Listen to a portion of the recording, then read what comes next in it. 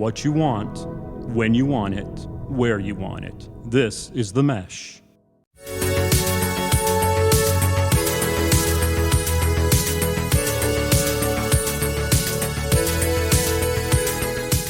Brothers in Tech is a weekly podcast focused on personal and home technology, helping provide you, our fellow brothers and sisters in tech, with some information, assistance, and recommendations.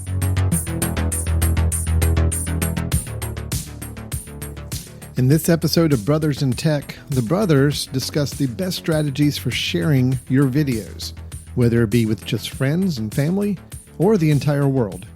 From visibility to format to copyright, we have you covered here on Brothers in Tech.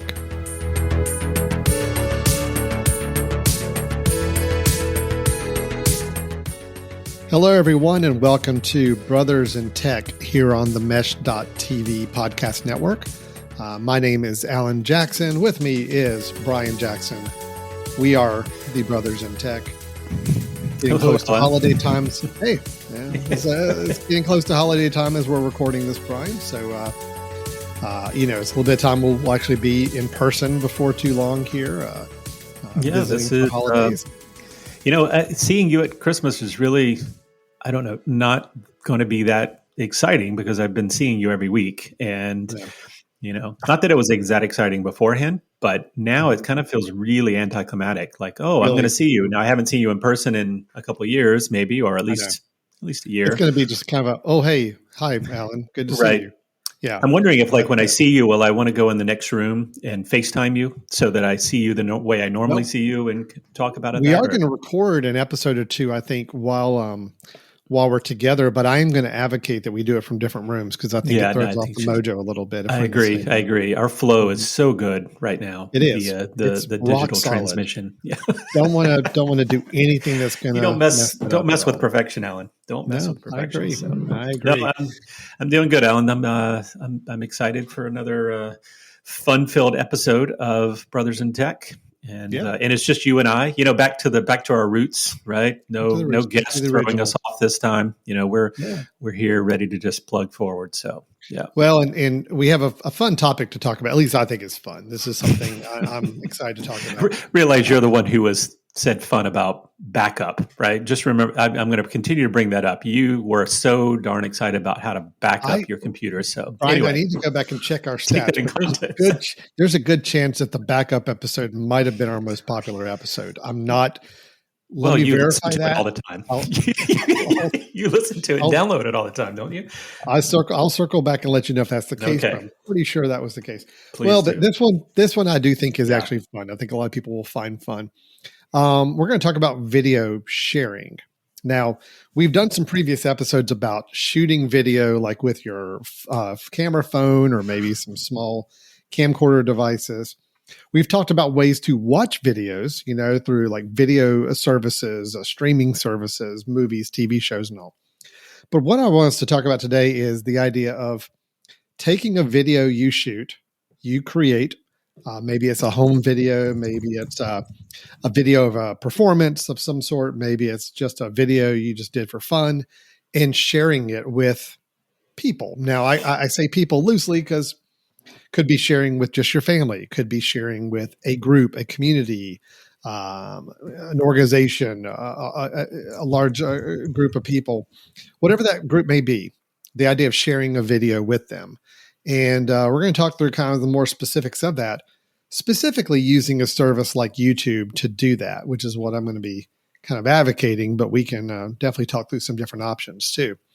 But really, it's an idea of how to share this video I've shot, I've created, I've edited, whatever it may be. How do I get it out to the audience I'm trying to get it out to? Now, before we get into talking about YouTube and Vimeo, some of these services that's what they do. They specialize. I know, Brian, you may be asking a question.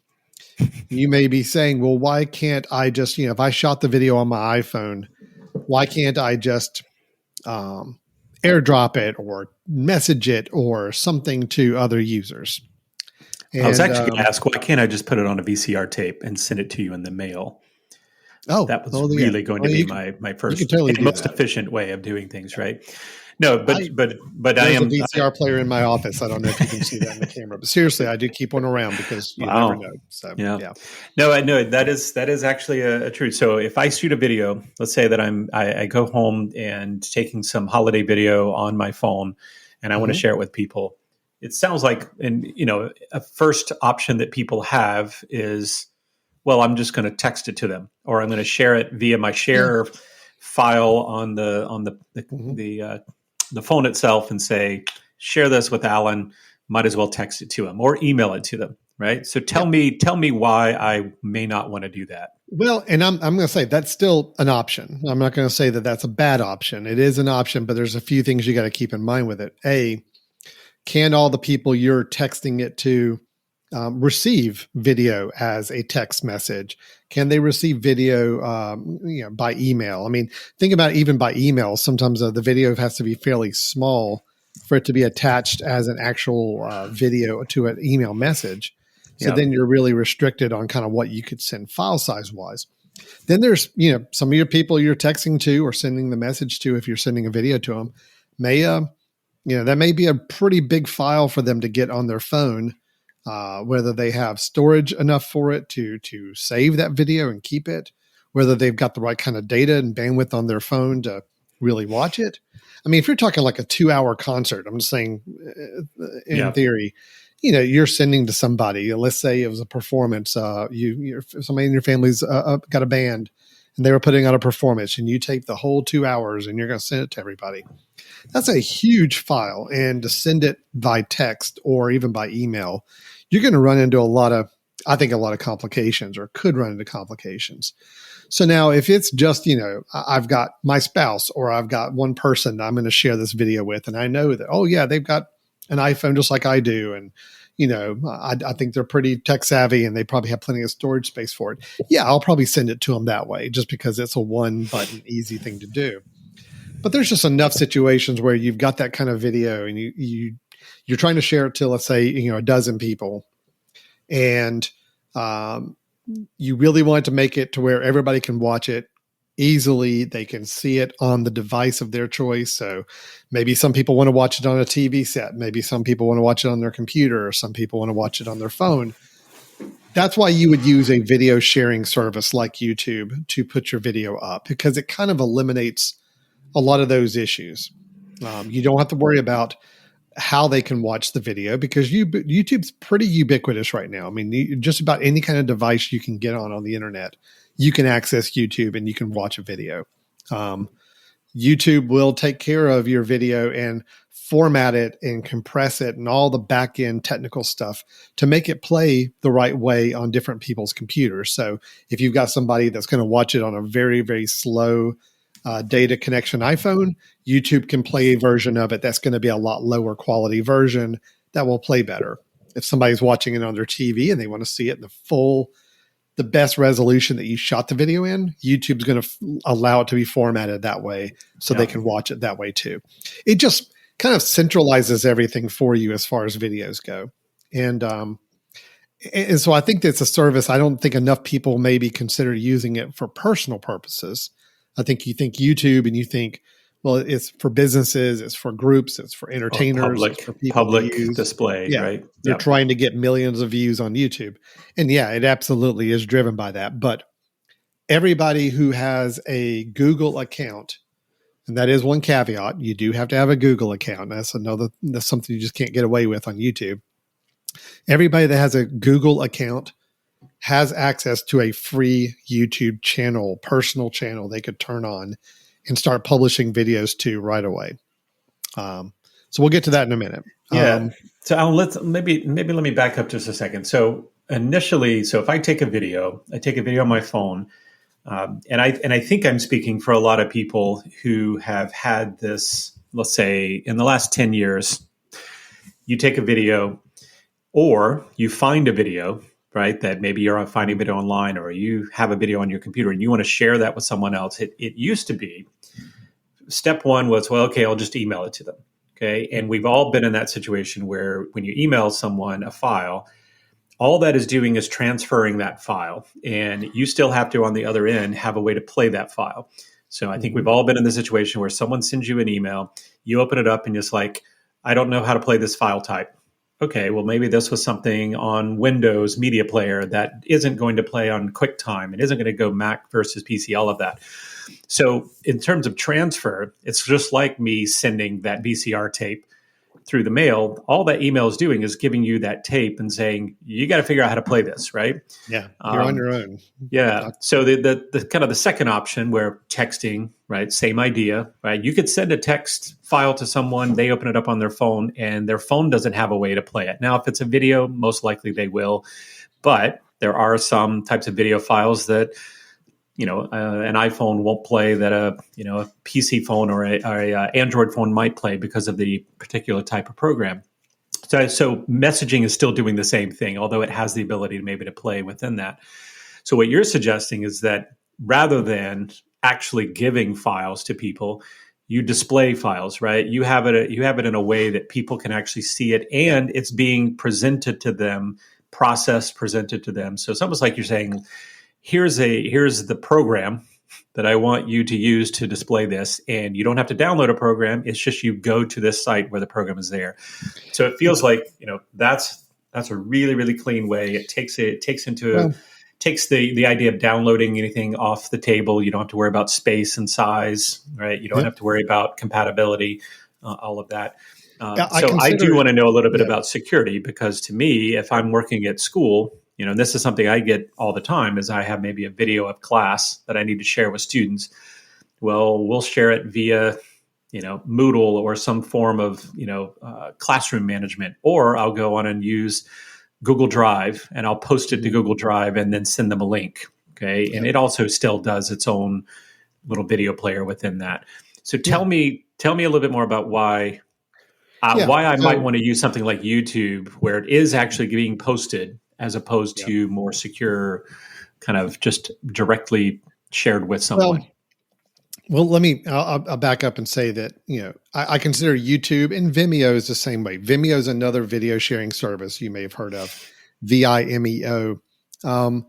It does the same thing YouTube does, but the difference is that it's a little more geared, I'd say, towards artist. It's a little more geared towards creative work and creative pieces. You can put personal home videos up there. There's nothing saying you can't. But for Vimeo, there is a free level that will let you upload so many videos a month and so much size, and then beyond that, you do need to pay. YouTube, there's not a paid option on using YouTube to upload videos and sharing videos. So that is one advantage with YouTube. Now, the downside of YouTube is, again, got to have a Google account to do so. Now, when we talk security and just kind of access to these videos that you put up there, yes, you're right. Sending a video to somebody directly, email or texting it to somebody, is the most direct one-to-one to make sure they've got it. Nobody else technically in that situation has access to that video. Now, a lot of people think if you put a video up on YouTube that all of a sudden it's just everybody in the world can see it. And that's not true. YouTube and Vimeo has a similar classification. When you put videos up on these services, you have different options of how visible that video is to anybody else. So there's 3 options on YouTube specifically when you upload a video. And we'll walk through that process of uploading a video in a moment. But the visibility is kind of what you're talking about, I think, Brian, on kind of viewing who has access to it. You can choose to have your video be public, which means if you tag it as public, if you choose the public option, anybody could find it. Now, that does not mean that people will find it. YouTube's pretty big. There's millions of videos out there. Yeah. The idea of somebody finding your video is probably really, really small. However, if you have it in public, it is possible somebody could find it.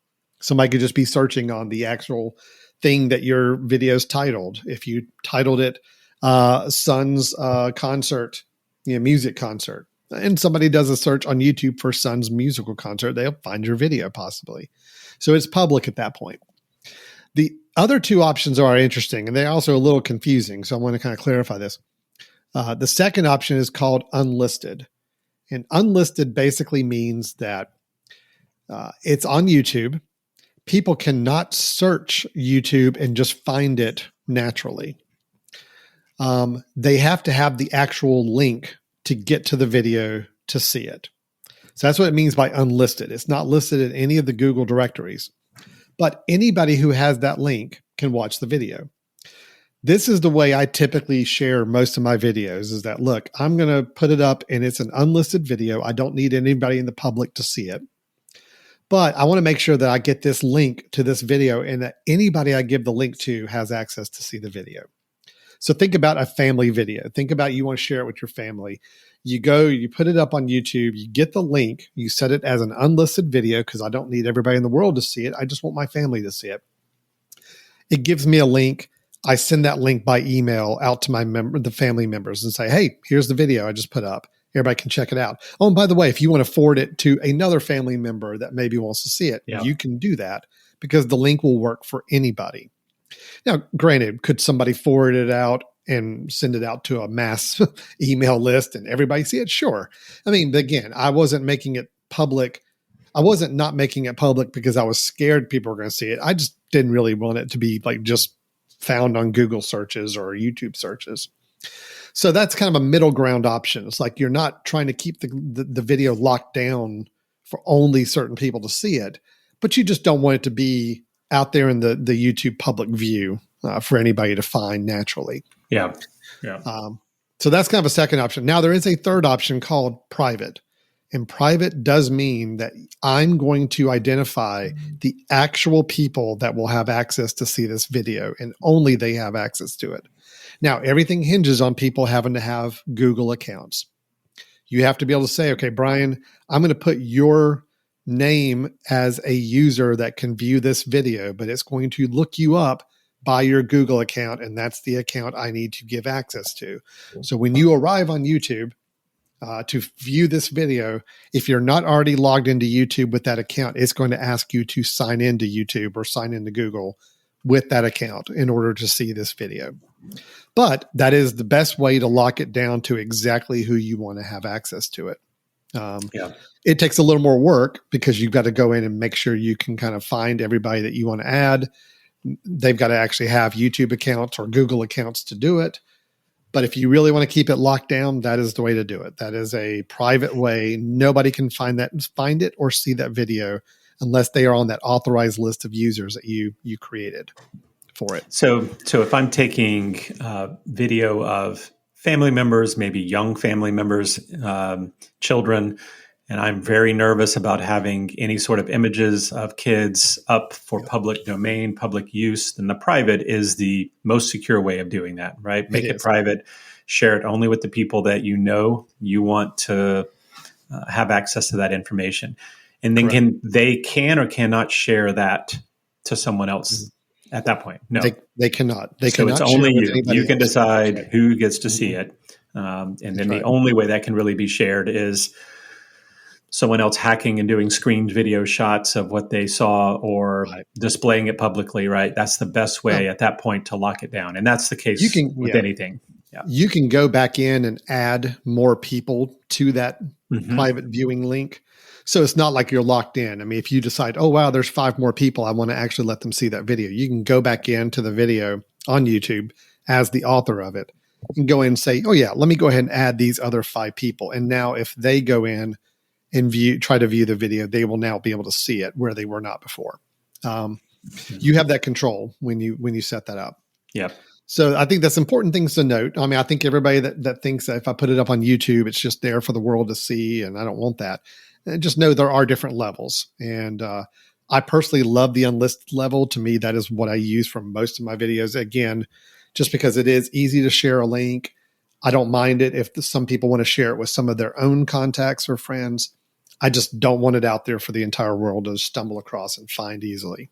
But it's nice having all 3 levels to work with for sure. Yeah. And again, Vimeo has a similar functionality. I was going to ask. Specify the same thing there as well. Yeah. You can get they have to have a very private. Is it the same thing? They have to have a Vimeo account to see once that's been posted privately, or is that just going back to a link? I do not think for viewing, I do not think you have to have a Vimeo account. Now, I could be wrong on that.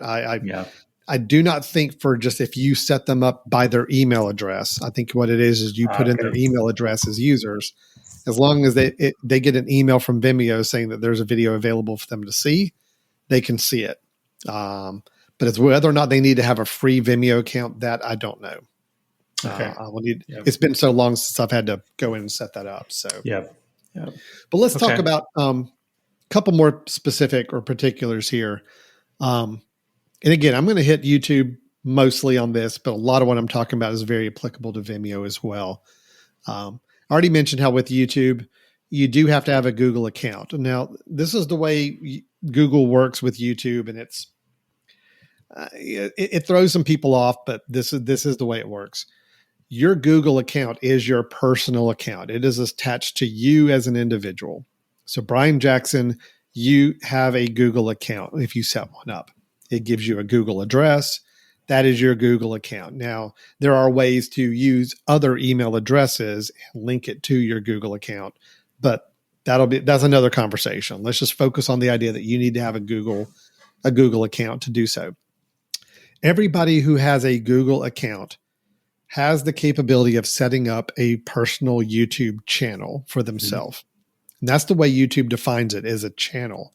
Almost imagine a channel is like your own little video library. It's your own little video hub of everything you could put up there of your videos belongs on your channel.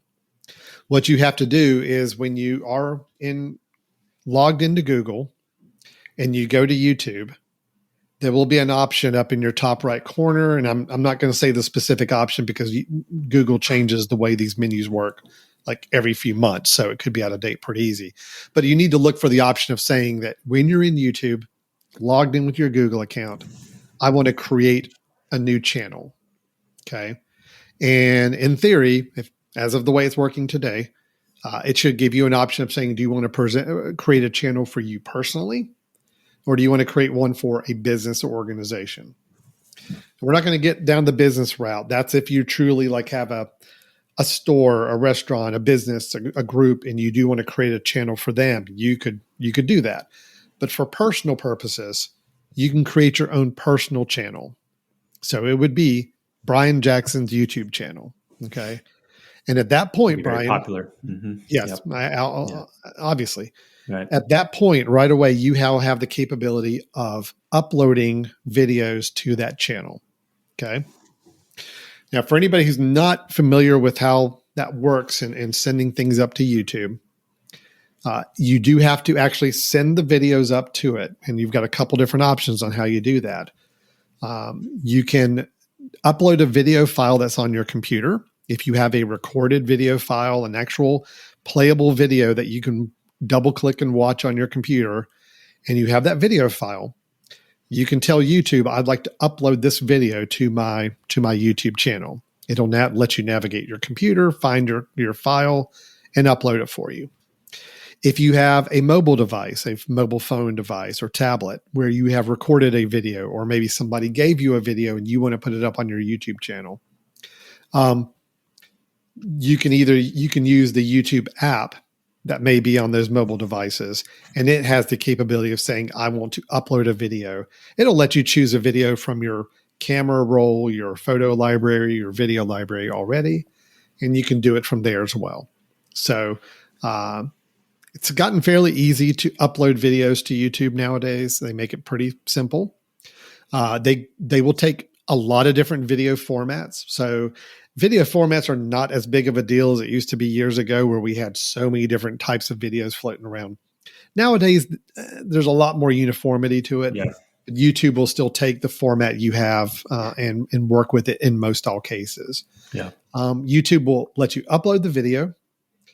After it uploads, it will take some time to process it. And what it's doing when it processes that video is it's basically creating multiple versions of it in a way, different quality levels, different playable versions of it. And this is why I mentioned early on, if someone said, you know what, I want to watch this video on my TV, and I've got a Apple TV, Chromecast, some other device, Amazon Fire, and I want to watch it, it could play the video back at the highest quality resolution on that device if that device is capable of playing that.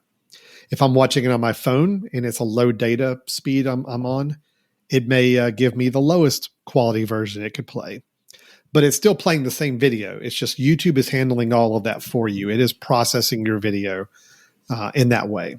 Yeah. And that takes a few minutes depending on the length of the video, but you have to wait for it to finish processing before it's available to online. Yeah, I was gonna bring that up as a question, because that's actually one of the reasons that I have not used YouTube in the past to quickly share a video.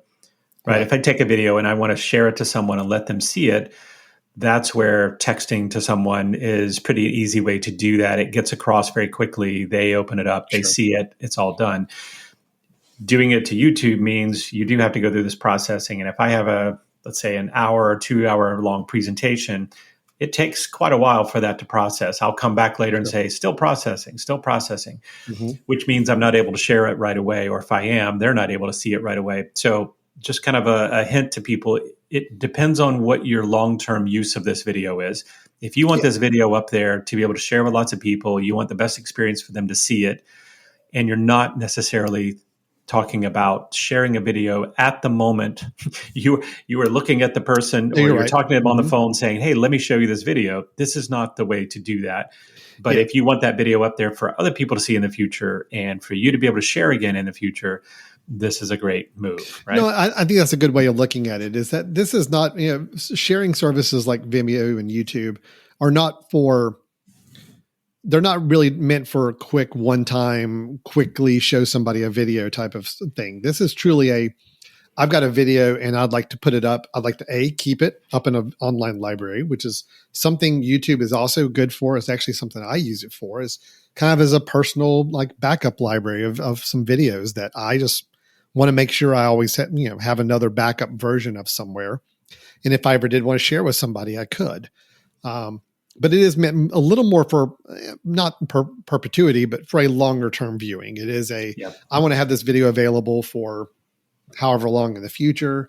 I may one day, a family get together. We say, oh yeah, let's watch that video that we shot a few years ago. And great, it's on my video library. I can go to my video channel on YouTube and boom, there it is. And I can play it and not have to worry about it. So it is definitely meant for more of that kind of purpose, as opposed to, let me just send you this really video I just want you to see really quick. That's not really what a YouTube is meant for. So the one thing, Brian, you're right. The processing time does take a while. I will say it's gotten quicker. I mean, I am kind of surprised. I remember the days of uploading a 2-hour video, and it would take hours, it seems like, to process that video.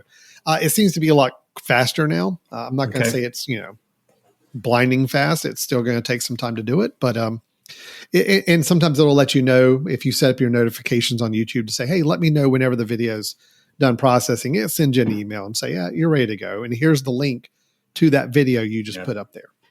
Now let me back up though. When you are uploading that video, you've gone to YouTube and you said, I want to upload a video, or I'm on my mobile device, I want to upload it. It's going to pop up some windows while it's uploading that video to let you set a few things up. You give it a title to the video. You can put a description, and the description will let you go like 6,000 or 8,000 characters. I mean, you can go pretty long on a description if you wanted to. It lets you choose a category that you feel like the video belongs to. Now, the category is not important unless you're wanting your video to go public and you want other people on the internet to find it. Okay. If it's just a video you're using for your own internal private purposes, you do not need to worry about the category, but category may be entertainment, comedy, arts, education, whatever it may be. Again, not important unless you want your video to be seen by others out in the public. But most importantly, it's going to ask you that visibility question. How do you want your video to be visible? Do you want it to be public? That is by default. So pay attention. If you do not change it, by default, your video is going to be public. But you can change it to unlisted, or you can change it to private. And you have that option to do that then. So it's important just to be aware of that and make sure you check that visibility option before you finish processing the video. Yeah. Now, at that point, the video, after it processes, it will give you a link. There will be a link for that video, and that is the link that you can then take and either share with people if you're going to give them the link and let them see it. Or if you chose to go private with it and you just want to invite certain people to attend, then when you put in, there's a place where you can choose the people you want to have access to. They will get notified that there's a video they've been given access to. And as long as they log in with their Google account, they can see it. Okay. Now, the one thing I haven't, when you share it with someone, can you provide some comments with the share? Saying, hey, Alan, here's the video I was telling you about. Or is that so? Okay? I think so. I think you can send a message when you actually invite them to have access to the video. Yeah. Yeah. So if not, there's where the description might be helpful and all of that they can quickly see, is this something I actually want to be watching or not? Okay. Right. Now, let's talk copyright issues because a lot of people ask about, well, if I did a recording of my kid singing, lip syncing to a song, and it's really funny, and I want to share it with everybody. Okay, well, here's a drawback of using a YouTube, is that there are copyright measures in place. So in other words, YouTube is going to watch your video, not human beings watching it, but computerized watching and scanning it and scrubbing it to see, is there copyright material in there? And believe me, YouTube has got a very exhaustive database where it's going to check against every possible copyright infringement it may have. Now, here's the good news, is that many times if you do upload something that has copyright material in it, YouTube will notify you and say, hey, look, there's copyright stuff here. And it's going to take one of several actions depending on the severity of that copyright that's in place. It's either going to just kind of give you a little warning and say, look, you can't make money off this video. Okay. We're not going to allow you to ever be able to put ads on it or make money from YouTube on this video because you've got copyright stuff. We just want you to know that people can still watch it. People can still play it. But if you ever decided you wanted to try to monetize it, like you think that this may be something that millions of people are going to see and I want YouTube to pay me to put ads on it, it's not going to let you do that because it says you got copyright stuff on there.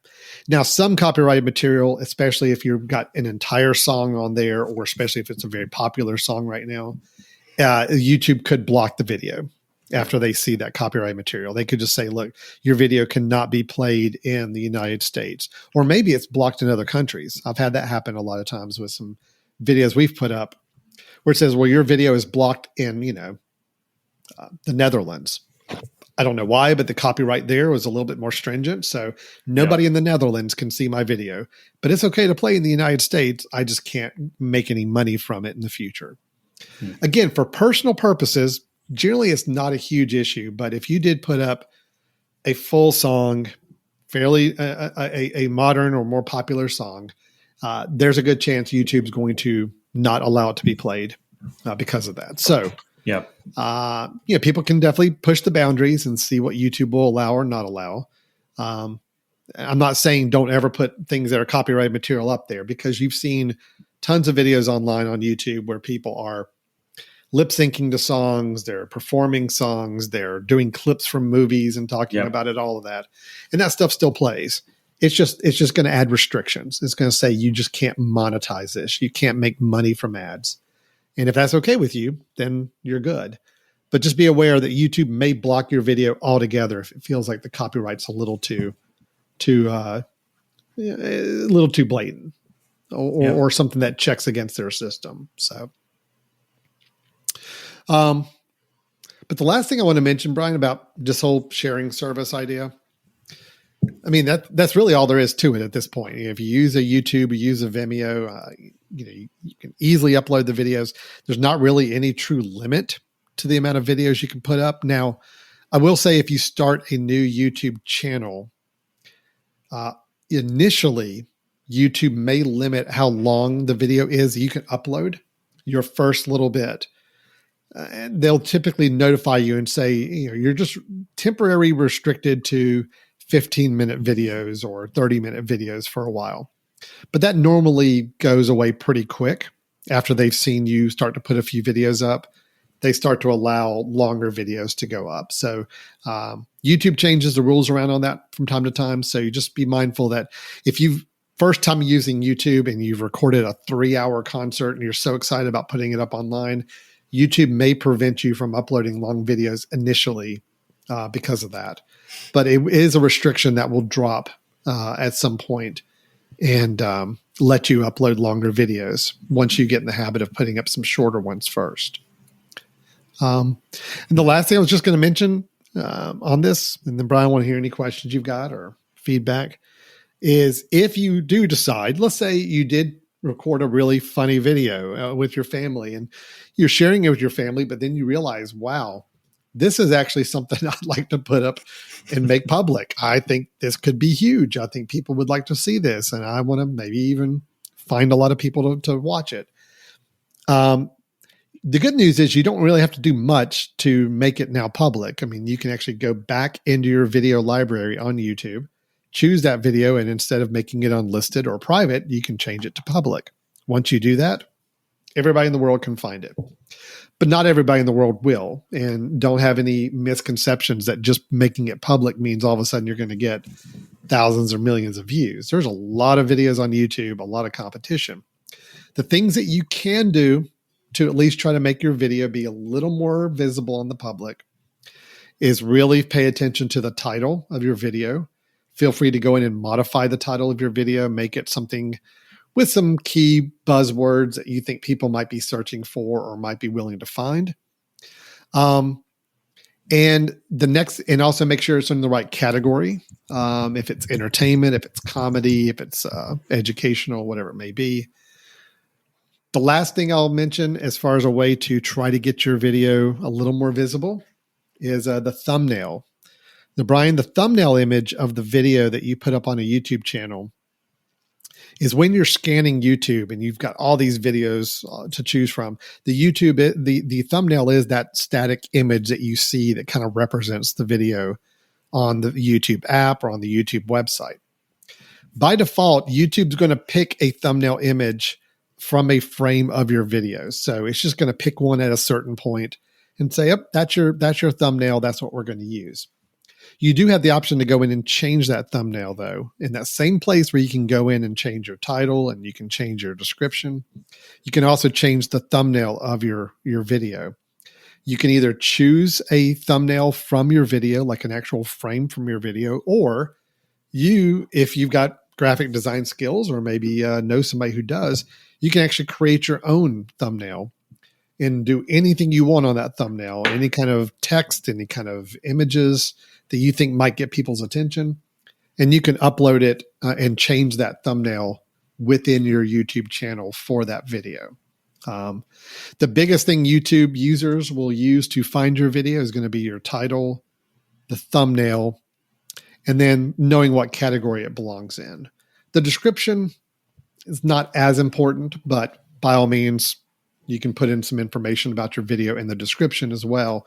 Just that's less and less important for YouTube searches these days. So just a couple quick points. If you did want to try to turn your video into the next viral sensation, there's a few ways you can start doing that within YouTube as well. But more than anything, I just wanted to talk about that whole personal sharing, just more of I've got video I want to share with a group, a family, an organization, a community, whatever it may be. And I want to get it out in the most accessible, convenient way possible. And I think YouTube is a great tool for doing that. Yeah. Well, I blinked out good. for, I pretty much covered that there. whole thing. Did you? Okay, because I missed a lot of that. I pretty much ran that whole episode. I just noticed. I totally agree. I do have one question. So if I decided that I wanted to share it on YouTube, is it still possible for the individual on the other side to get a file of that video? Can I share it in a way that they can download the video to use it in other ways, or is it only at that point streamable? I'm assuming that if it's public, it's definitely not downloadable. Right. So, yeah. So, and that's a good question, actually. It's been so long since I've ever seen YouTube actually have a download button for videos. I don't even know if it's really a thing anymore for them. Right. Right. I think it's rare that you would need that, right? But the idea would be if I was sharing video with you, Alan, and you were going to put together a compile lots of video from our family, this would probably not be the way to do that, right? That you are, there's another way for me to share the video. This is not for Google Drive, something like that, where you can actually This is not for sending people video files, pieces of video that they're going to use for something else. Right. Now, granted, I've got a piece of software, a tool, it's actually part of our Senaptec subscription we've mentioned before, called Downy. And I think I've maybe mentioned it as a pick before. I think you have, yep. Where you can basically put in any YouTube link and it will let you download that YouTube video for your own purposes. But again, that takes an extra step. Natively to YouTube, no. The idea is not, I want to transfer a video to somebody else. I'm not going to use YouTube. I will use Dropbox, Google Drive, some other file sharing service for that. This is truly I've got a video. I want some people to see it, whether it's 10 people, whether it's 100 people. I want a group to see it. I want a family to see it, an organization, whatever. And I just want them to watch it. It's not a matter of that they need to do anything with it. They don't need to download it. They don't need to edit it. It's truly just, I just want them to see the video. And that's what YouTube kind of excels at. So, well, I'll just add, because given that I really haven't added anything to this episode, let me try to add one piece from my particular profession. And I know, Alan, you do some of this as well, that when you're presenting, whether it's a PowerPoint presentation, something like that, generally, we think, well, if I want to show a video as part of that presentation, I need the actual physical file to put into the presentation so that it shows up within the slide as a video. For those that have used or have the availability of Keynote on your Macintosh computer, Alan, I don't know if you've used Keynote recently, some of the more recent versions, but you can actually put a link to the YouTube in there, the YouTube video. It will stream it in the actual slide as if it was a downloaded file already, as long as, of course, you have an internet while you're presenting it. So that limitation has started to be removed as well. I assume PowerPoint will eventually do that.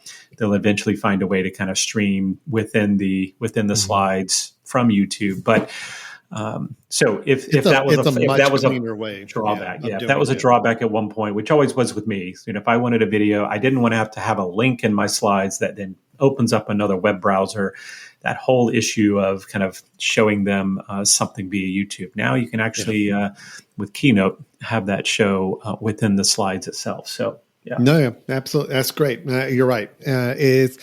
Again, I really do feel like YouTube is probably the most ubiquitous way to get your video out.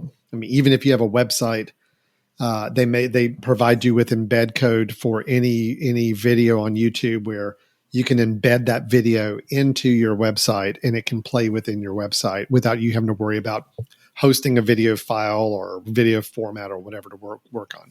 So I love YouTube. I from a creator standpoint and from a publishing standpoint, yes, you do got to have the Google account. You got to be okay and comfortable with Google and all your information being up on their servers. But if you're okay and comfortable with that, it's a great video sharing service. And I just hope more people realize that you can use it for some very personal, smaller scope needs and not feel like it's just you're trying to create the next big viral video for anybody either. So it's a great service. It's a great tool for that. And again, Vimeo works much the same way. It's just you will run into some restrictions with Vimeo on a free service unless you go to a paid version with that. So Alan, give me your takeaways. So at the end of all this, someone maybe like me fell asleep during your long, lengthy YouTube element. Tell me my takeaways. What are my cliff notes of your what do you want people to take away from? Yeah, I think the biggest thing for people to understand out of this episode, the biggest takeaway is that one, YouTube personal channels are free and an easy way for people to share videos with a small to even larger group of people. Okay. Two, you do need to understand how to properly share your video, what those settings are for public, unlisted, or private, and also be mindful of copyright issues and just realize that YouTube could block your video to some degree if you're using copyrighted material in it. And three, if you ever decided that you really want one of your videos on your personal channel to try to hit it big, the things to try to make sure you do are set the video to public, really craft and pay attention to the title, the category that your video's lumped under, and customize that thumbnail. Make that thumbnail something really interesting and attractive for people to see and find. There's a lot of other ways to get your video seen, but that's where you got to start for sure when you do that work. So that's the big takeaways there. Awesome. Yeah. Man, that's good. Okay, Well, that's video sharing on YouTube and video. So again, we encourage any questions, feedback, or ideas on this topic or anything else we talk about. And Brian, how can people do that if they do have some thoughts there? Well, if you've got some information for us that we can share via the way of sharing videos, other ways of sharing videos, or if you have some ideas for new topics, send us an email at info@themesh.tv. That's info@themesh.tv. So, Alan, I have to say that was, surprisingly helpful, given that you were the one providing a lot of that info. That was really, really good. Yeah, that was good. You're welcome. People might actually benefit from hearing you. You think so? Well, maybe. Let's not go crazy. Might be helped by that. So there might be. So, all right. Well, good. Now, as a final note on this episode, I'm going to go take all of my personal home videos that are on my channel, and I'm going to turn them all public and flood our audience with all of them that they can all enjoy. You're going to become a YouTube star with all of your old videos. Yes, home videos. Yeah, I cannot wait for those 18 views that are going to skyrocket these videos. So again, that's great. This is what it's for. This is what we use it for. So, awesome. All right. Well, thanks everybody for listening. We will be back next week with another episode, another specific topic on family, home, or personal tech and how to or things to be aware of. And we'll look forward to talking to you at the next episode. Thanks, everyone. Bye-bye.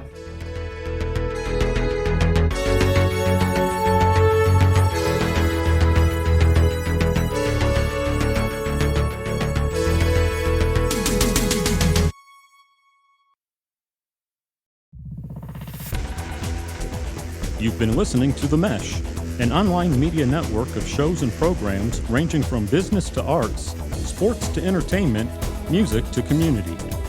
All programs are available on the website as well as through iTunes and YouTube. Check us out online at themesh.tv. Discover other network shows and give us feedback on what you just heard.